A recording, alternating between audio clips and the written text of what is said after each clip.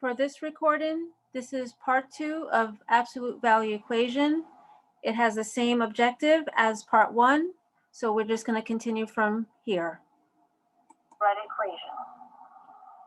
Okay, so that's using that equation. Now there's an alternative way of solving absolute value equation. The first step is to isolate the absolute value expression. Then the next is to set the quantity inside the absolute value notation equal to plus and minus the quantity in order on the other side of the equation. And then you solve for the unknown in both equations. All right, so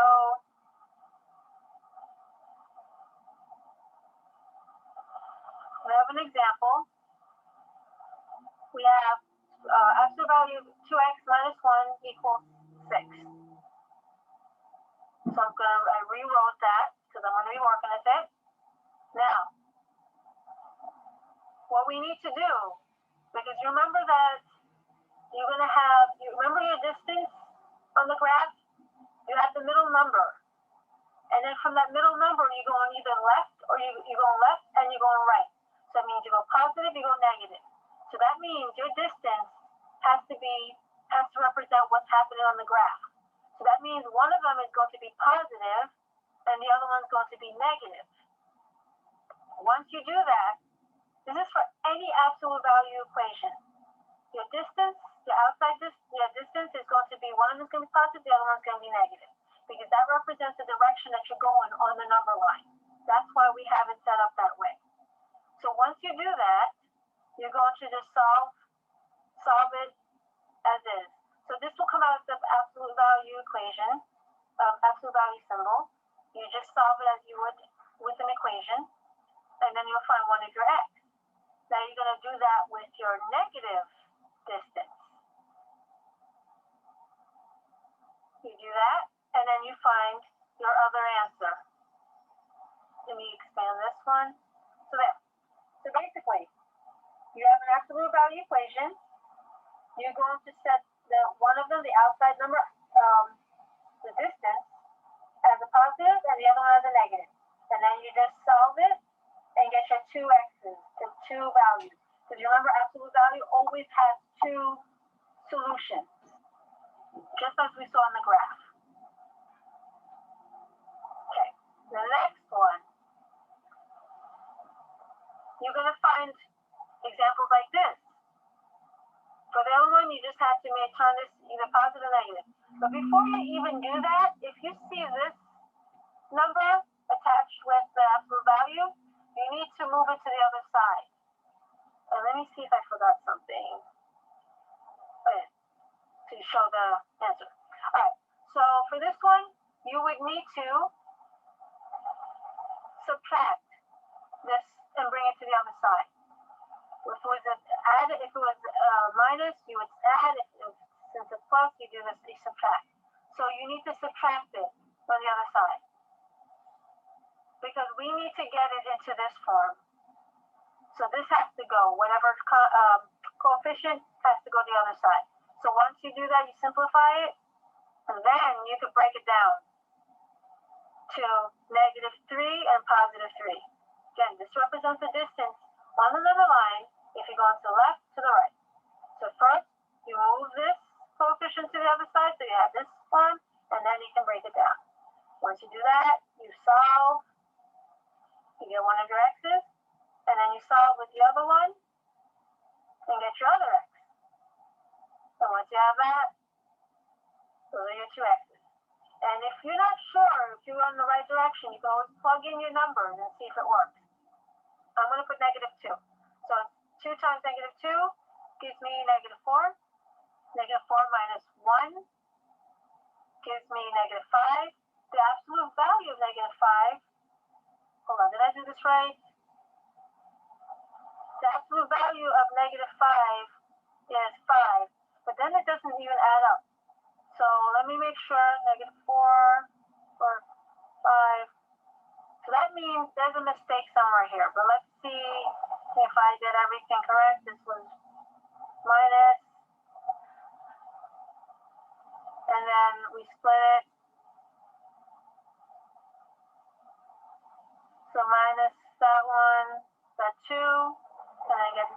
1, and then the other one, subtract negative 4. That is weird.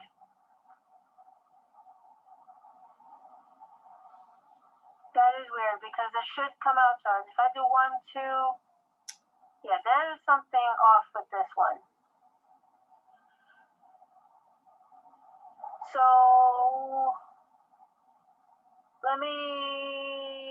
I will come back to that and try the other one. So for this one, you have the 2. You need to divide that first because we need to have this by itself. So you divide 2 on both sides, and then you get your 4. Now you can split it up, and then you do the work on both sides. And that should be your answer. So for this one, I want to see if this works when I check it. I plug it in. 5 minus 1 gives me 4. 4 absolute value of 4. So 4 times 2, 8. That's correct. Negative 1 give me negative 3. Negative 1, negative 4, negative 4. Absolute value is 4. Okay, that one works. All right, so let's go back to this one. I just want to make sure because make sure that I did what I had to do right. I subtracted. It gives me 3. I split it up to 3 and negative 3. I make sure the signs are there. This one I subtracted 1 on both sides. And then I got 1 for this one. And then for this one, I got same thing, subtract 1, gives me negative 4, divided, and I got negative 2. And when you plug it in, that is weird. That one, I'm going to check to see what's going on with that because there's not the answer, whatever we got, when you plug it in, does not give us what we need. So I'm going to go back to that. So let's do some examples. All right, so for the first one, we have nothing to move to the other side, so we're going to split this into 2. So we got 10, and then we have 2x plus 6 equals negative 10. So now for this one, we're going to subtract 6 here, 2x, and then we get 4, divide 2 on both sides, and then x equals 2. And then for the other one, we subtract 6 on both sides. We get negative 16, and then we divide, and we get negative 8. And then if we were to plug this in, we should have right one. So this one, let's say negative 8 times 2 gives us negative 16. Negative 16 plus 6 gives us negative 10. Absolute value of negative 10 is 10. All right, for the next one, example number 2, we need to move this to the other side. So for this one, we're going to add 11 on both sides. So then we're going to have this, 5 minus 2x absolute value equals 11. And then we could split it up. Let me put it in another color. So then we have 5 minus 2x equals 11. And then we have 5 minus 2x equals negative 11. Then we subtract 5 on both sides. Negative 2x equals, that's 6. And then we divide negative 2 on both sides. And then we get negative 3. And then for the other side, again, subtract 5 on both sides.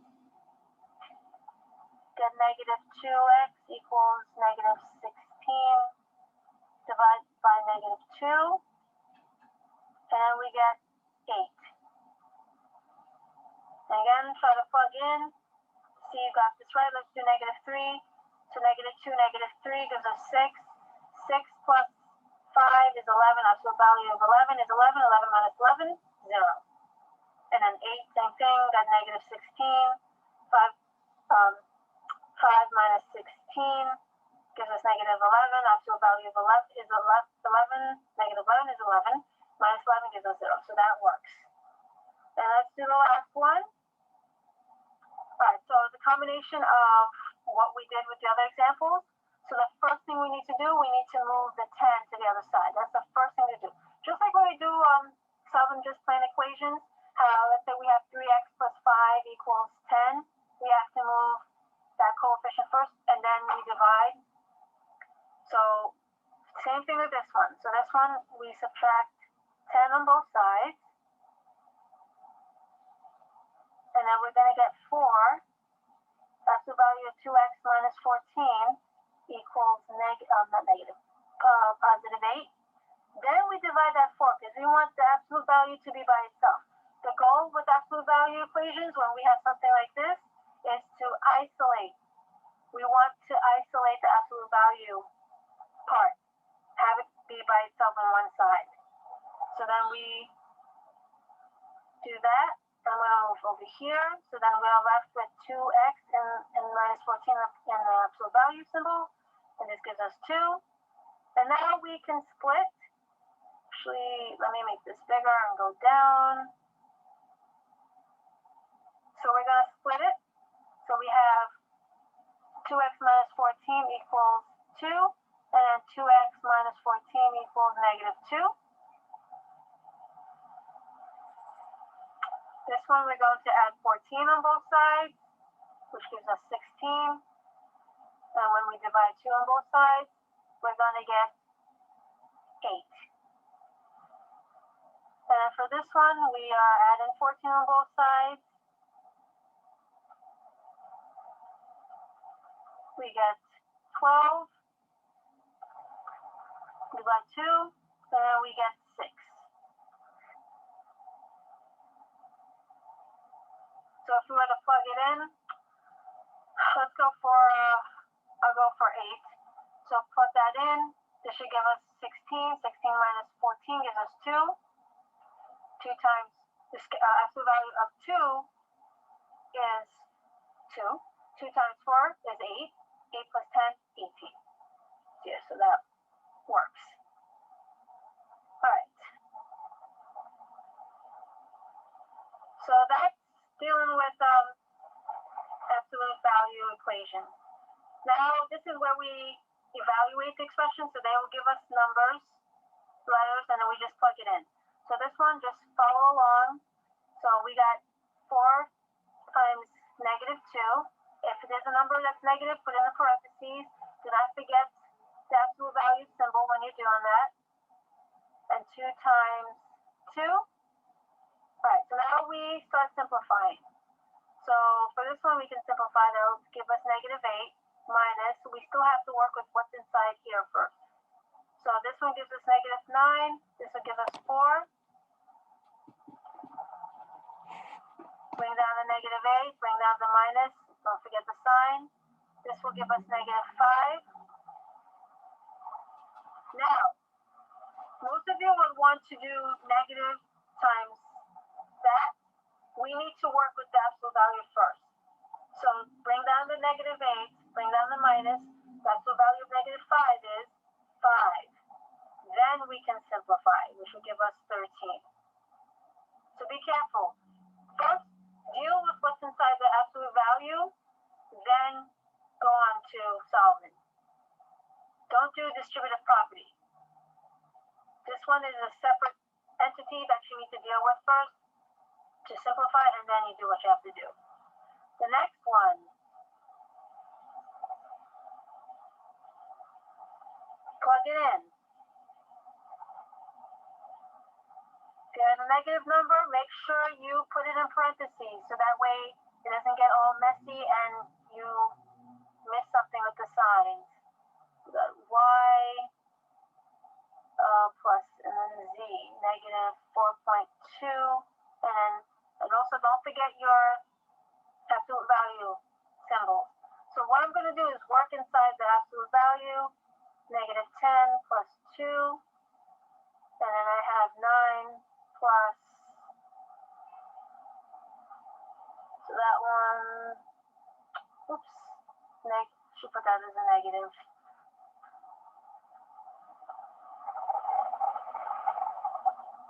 Perfect. Make that easier.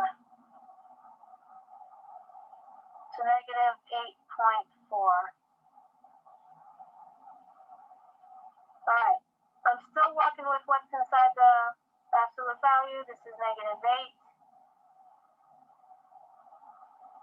And then this should be,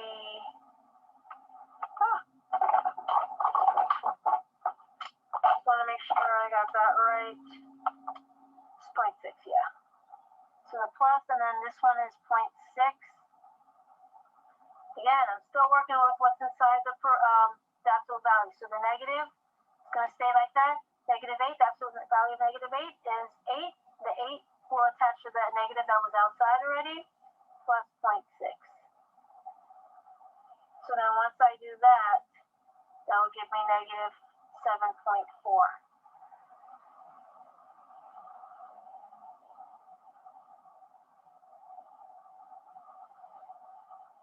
Right, and the last one, I'm not going to do that one. It's the same thing. Basically, you plug it in.